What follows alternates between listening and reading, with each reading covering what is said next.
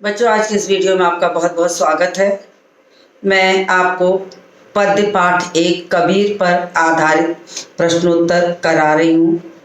इसलिए मैं आपको ये बता दूँ कि पाठों पर आधारित प्रश्न बहुत ज़्यादा पूछे जाते हैं। इसलिए भावार्थ पर आधारित, काव्य सौंदर्य पर आधारित के अलावा जो पाठों के पीछे प्रश्नोत्तर दिए गए हैं उनसे अतिरिक्त भी प्रश्न पूछे जाते हैं। जो विभिन्न सालों में बोर्ड परीक्षा में प्रश्न आए हैं, मैं उनमें से कुछ एक बहुत इम्पोर्टेंट जो प्रश्न हैं वो मैं बोर्ड पर लिखवा रही हूँ, ताकि वो प्रश्न आए तो उसमें कितनी चीज़ें ज़रूरी हैं लिखना, आप इसका अनुमान लगा लें। और आपको एक और बात बता दूं कि प्रश्नोत्तर बिल्कुल ऐसा होना चाहिए अंकों के हिसाब का और पाठों से जुड़ा हुआ। अगर आपने उसे पाठों से, कवि के बारे में, पाठ से संबंधित चीज़ें नहीं बताई हैं, सिर्फ सामान्य बातें लिख दी हैं, तो वो प्रश्नोत्तर पर आधे अंक तो यूं ही कट जाते हैं। तो प्रश्नों के उत्तर का लिखने का जो तरीका है वो आपको बहुत ध्यान रखना चाहिए। इसलिए मैंने ये विचार किया कि मैं एक वीडियो प्रश्नोत्तर पर पुनः डालती हूँ। पाठों पर आधारित प्रश्न तो आपको लिखाए जा चुके हैं, लेकिन अब मैं आपको अतिरिक्त प्रश्न जो बोर्ड परीक्षा में आए हैं उनमें से कुछ एक प्रश्न लिखवा रही हूँ, ताकि आपको ये पता लग जाए कि प्रश्नों के उत्तर कैसे दिए जाते हैं। तो मैं प्रारंभ करती हूँ। मैं पहले प्रश्न लिखूंगी, फिर मैं प्रश्न को रब कर दूंगी, क्योंकि बोर्ड पर उतनी जगह नहीं होती है कि मैं दोनों साथ साथ चला सकूं। तो मैं प्रश्न लिखने के बाद रब करके फिर मैं उत्तर लिखूंगी। तो सबसे पहले मैं प्रश्न लिखती हूँ, फिर उत्तर मैं लिखूंगी।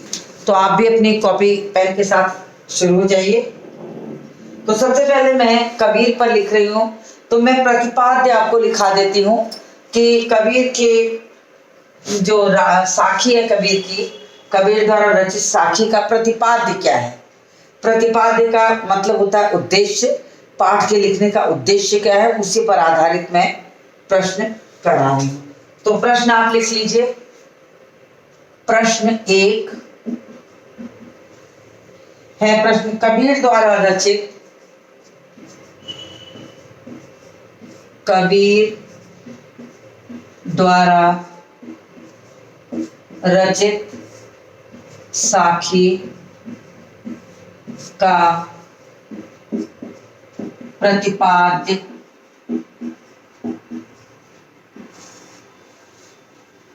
लिखिए।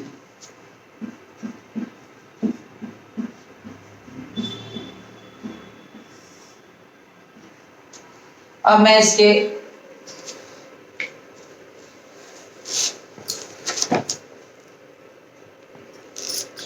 इसके उत्तरों को लिखवाती हूँ, आप भी साथ साथ काम करिए।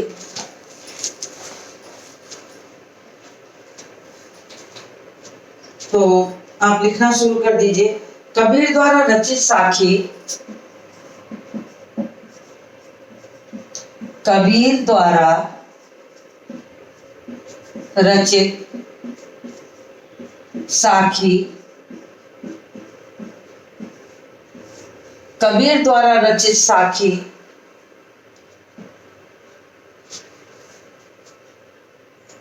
की रचना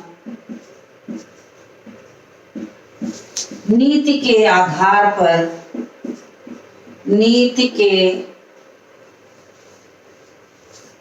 आधार, साखी रचना नीति पर आधारित है, नीति पर आधारित है।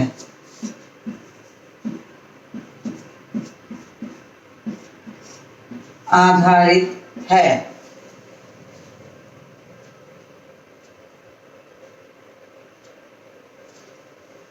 ये साखियां, ये सभी साखियां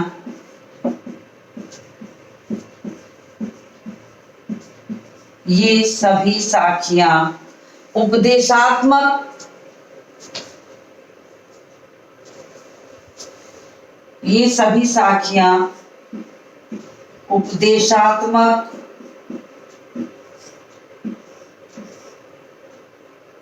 भाव समेटे हैं। यानी इन साखियों में जो भाव है वो उपदेश से पर आधारित है। यानी जितनी साखियां हैं सब में कोई ना कोई उपदेश अवश्य आधारित है या दिया गया है। कबीर का कहना है कि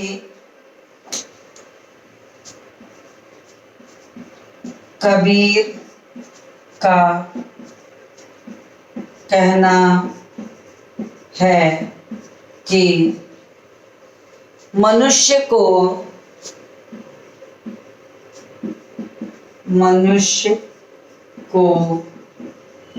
हमेशा मीठी वाणी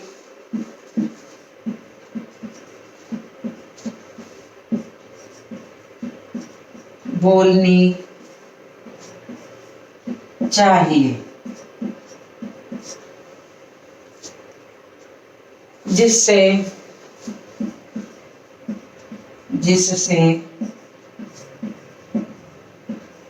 स्वयं को तथा दूसरों को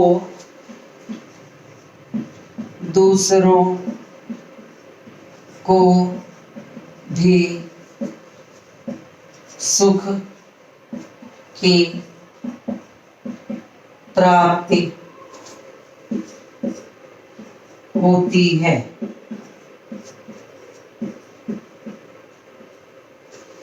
दूसरों को भी सुख की प्राप्ति होती है, सुख की प्राप्ति होती है और बोलने वाले और सुनने वाले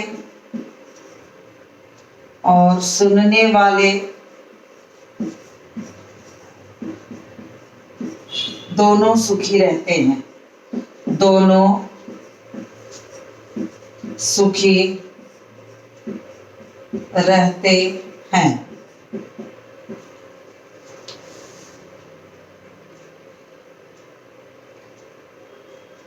कबीर का मानना यह भी है, कबीर का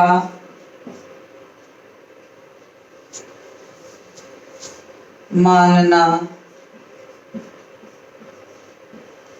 यह भी है कि ईश्वर सर्वव्यापी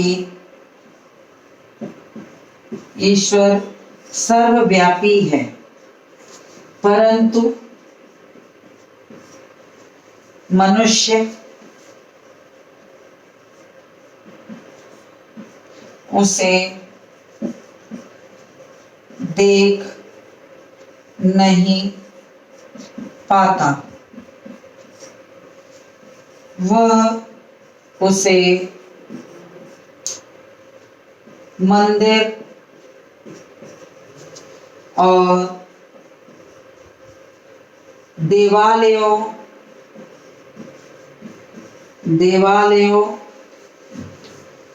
में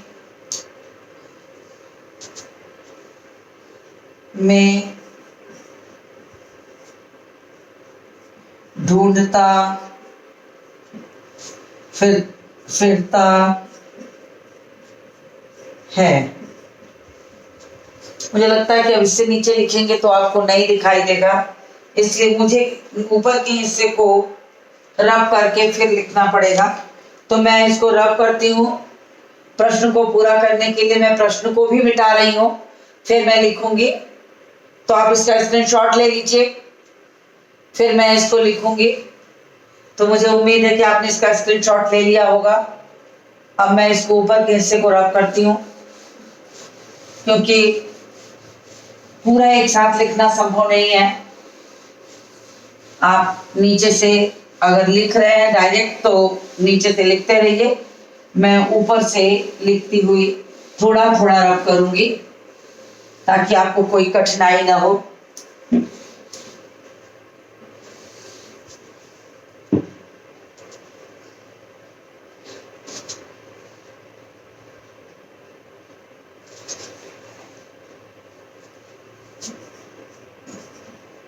कबीर ने कहा है कि तमाम धार्मिक पुस्तकों के ज्ञान से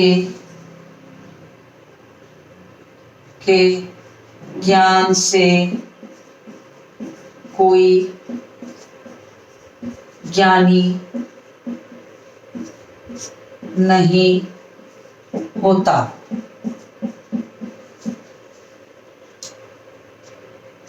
जब तक उसके भीतर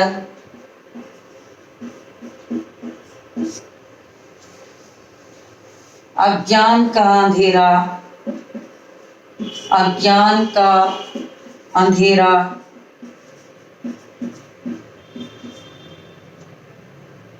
नहीं मिटता,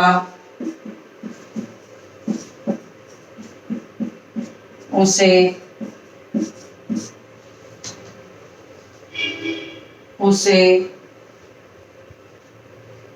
ज्ञानी नहीं कहा जा सकता।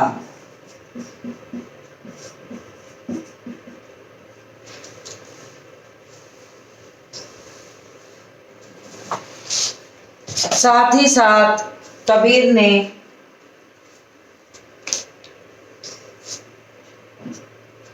ज्ञानी नहीं कहा जा सकता। भक्त को यदि भगवान की चाह लग जाए तो उसे छोड़ा नहीं जा सकता।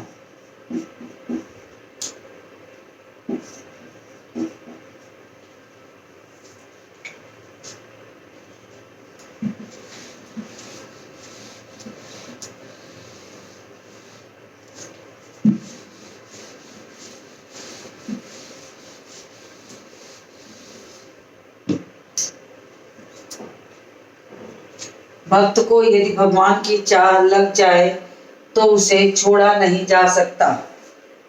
कबीर ने अपनी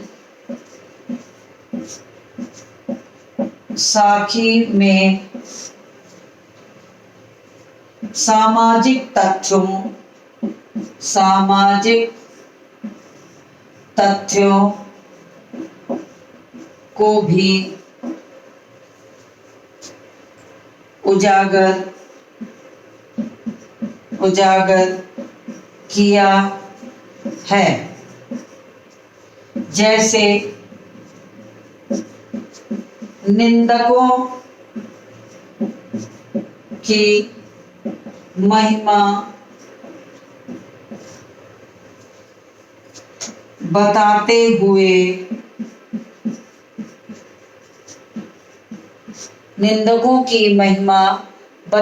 हुए उन्हें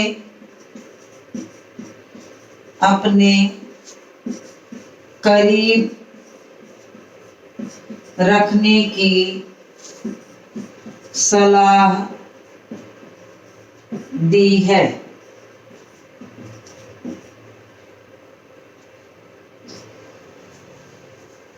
जिससे बिना प्रयास ही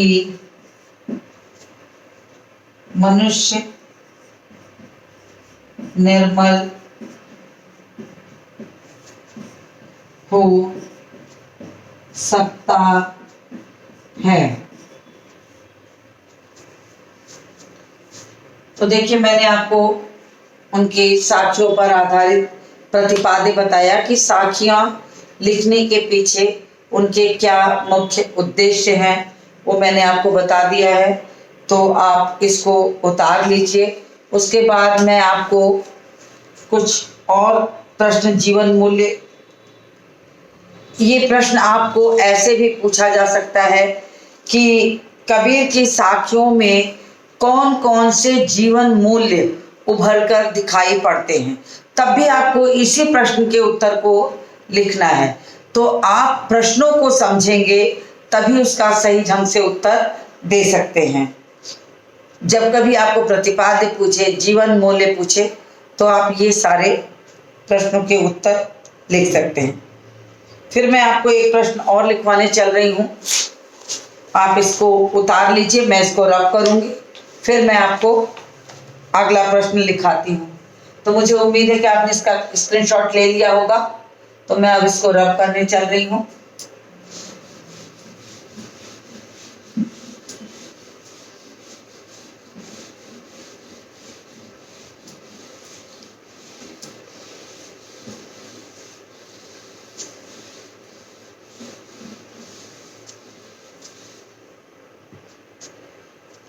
चलिए, अगला प्रश्न मैं लिखती हूँ। अगला प्रश्न है, कबीर, ये भी आपको बोर्ड परीक्षा में पूछा हुआ प्रश्न मैं लिखा रही हूं। कबीर ईश्वर भक्ति, प्रश्न है, आप उतार लीजिए। कबीर ईश्वर भक्ति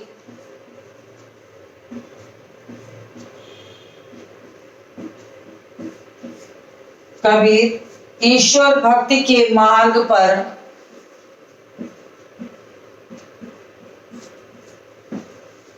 कबीर ईश्वर भक्ति के मार्ग पर चलने हेतु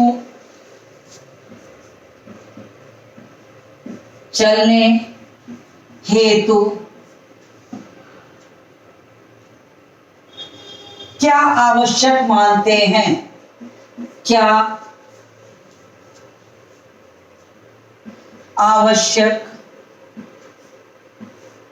मानते हैं? अब मैं इसका उत्तर लिख रही हूं।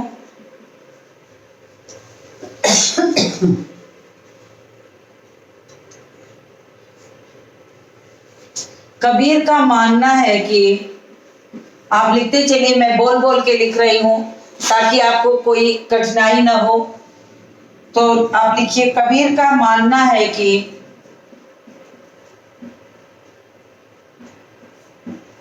कबीर का मानना है कि भक्ति के मार्ग है कि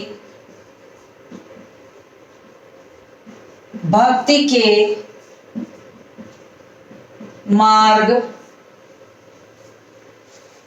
के मार्ग पर चलने हेतु भक्ति के मार्ग पर चलने हेतु मनुष्य को विषय वासनाओं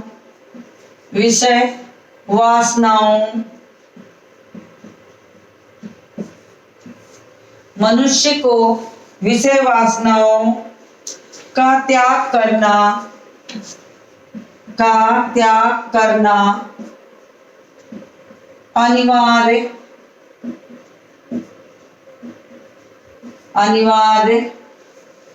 है।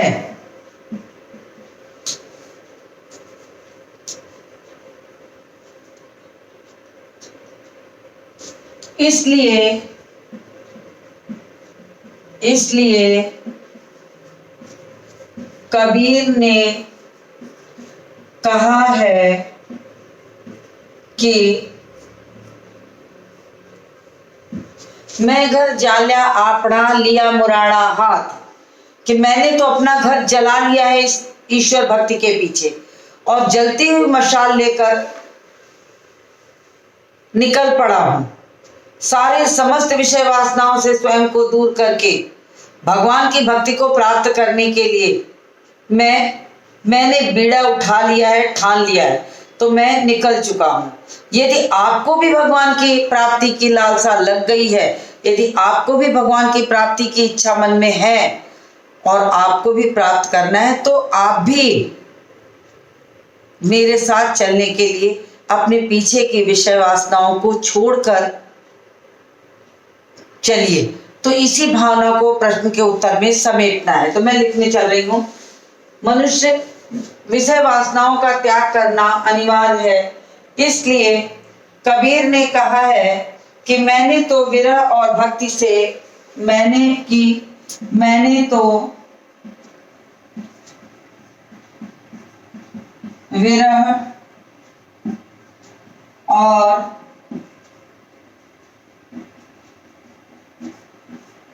तो विरह और भक्ति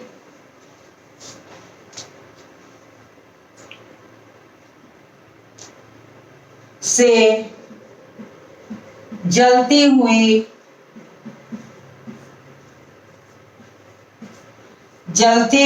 मशाल हाथ में लेकर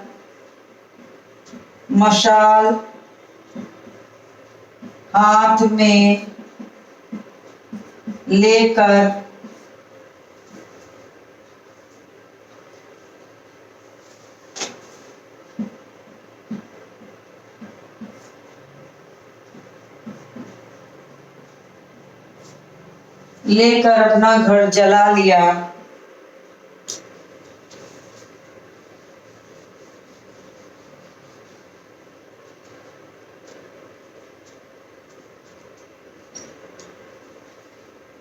घर जला लिया अर्थात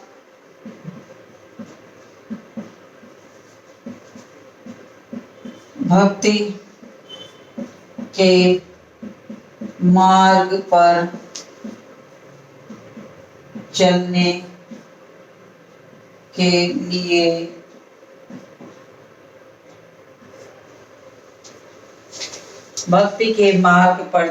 के लिए विषय वासनाओं को नष्ट कर डाला।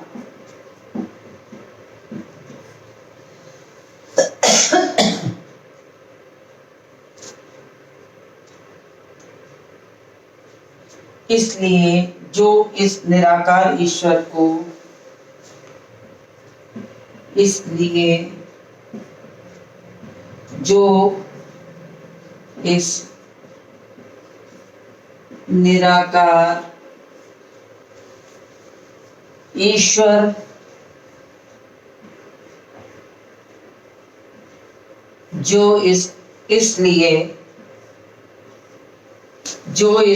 निराकार ईश्वर को पाना चाहता है, ईश्वर को पाना चाहता है, उसे भी अपना घर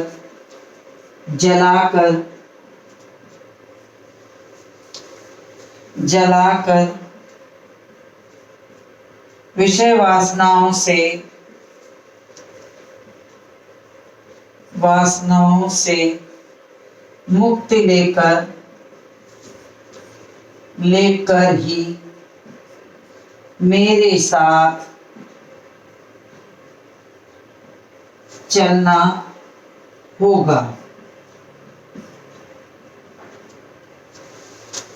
कबीर ईश्वर भक्ति के मार्ग पर चलने हेतु क्या आवश्यक मानते हैं?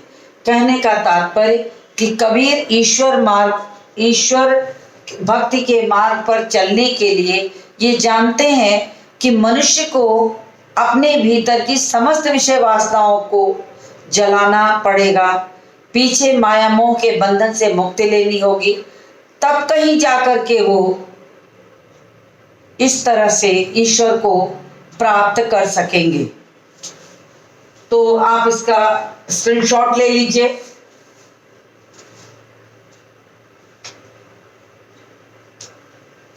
फिर मैं एक छोटा सा प्रश्न और लिखवाऊंगी।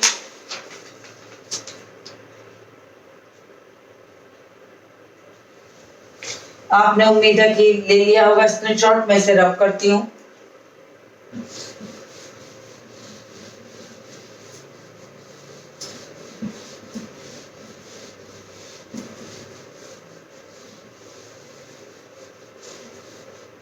भाषा शैली पर भी कबीर की भाषा शैली पर भी कई प्रश्न पूछे जाते हैं, क्योंकि कबीर की भाषा जो थी वो कोई एक भाषा नहीं थी। वे साधु थे, इधर उधर घूमते थे, जहाँ जैसी भाषा की संगति में आते थे वैसे शब्दों का प्रयोग करके वो अपनी भाषा को प्रयोग में लाकर लिखते थे। तो एक प्रश्न जो साखी क्यों कहा जाता है, ये तो आपको लघु उत्तरी में बहुत बार पूछा जाता है कि कबीर की रचना दोहों को साखी क्यों कहा जाता है। तो कबीर के दोहों को साखी कहने का मतलब होता साक्षी, जो कि मैंने आपको इससे पहले वाले वीडियो में जब आपको बताया था तब भी मैंने इसको समझाया था आपको। साक्षी मतलब गवाह होता है। तो इन्होंने जो तथ्य अपने दोहों में समाहित किया है वो वास्तव में उनके जीवन के गवाह हैं, साक्षी हैं। उन्हीं भावनाओं से प्रेरित होकर वो उन दोहों को लिख गए हैं। तो भाषा पर भी आधारित प्रश्न होते हैं। एक प्रश्न मैं बहुत छोटा सा है, उसको भी लिखवा देती हूं कि कबीर क्यों अपने आप को दुखी समझते थे। प्रश्न है, कबीर स्वयं को क्यों दुखी मानते थे।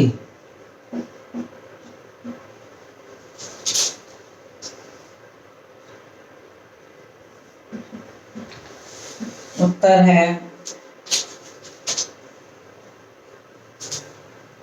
कबीर दास जी, आप भी लिखिए, कबीर दास जी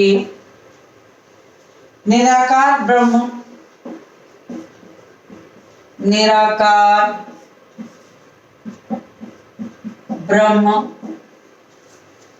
कबीर दास जी निराकार ब्रह्म का चिंतन करते, ब्रह्म का चिंतन करते, निराकार ब्रह्म का चिंतन करते, उसे पाना चाहते, उसे पाना चाहते,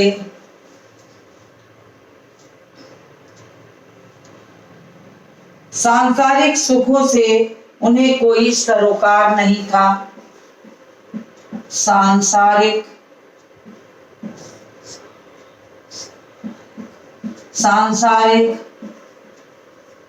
सुखों से उन्हें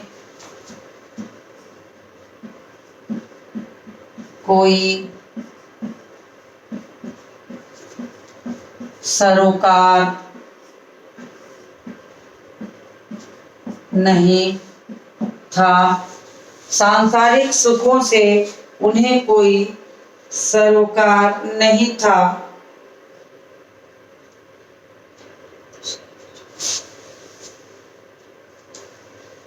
उन्हें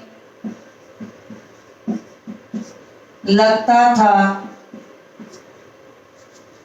उन्हें लगता था, लगता है कि जो, उन्हें लगता है कि जो व्यक्ति ईश्वर की चाह में रहता है उसे कहीं और सुख की प्राप्ति नहीं होती। तभी तो उन्होंने लिखा है,